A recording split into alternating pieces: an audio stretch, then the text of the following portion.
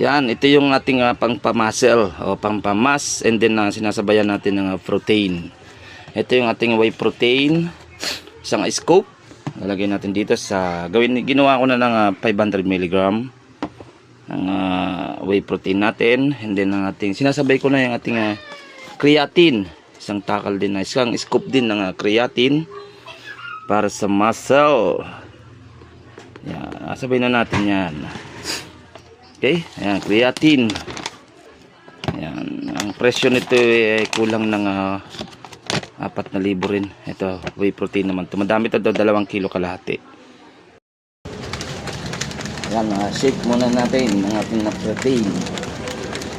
Sinasabay ko na yung creatine and din yung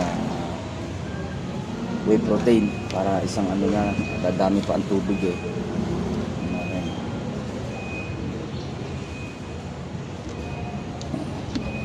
Workout natin shoulder. Yan, normal pa lang yan, mamaya patak na yan sa shoulder.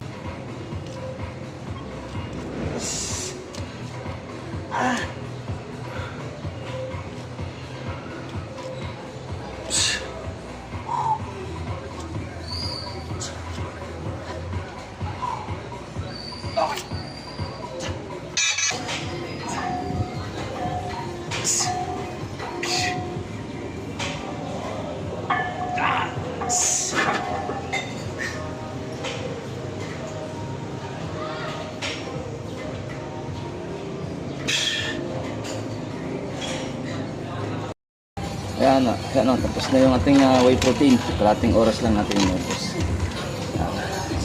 Resulta. Ayan na.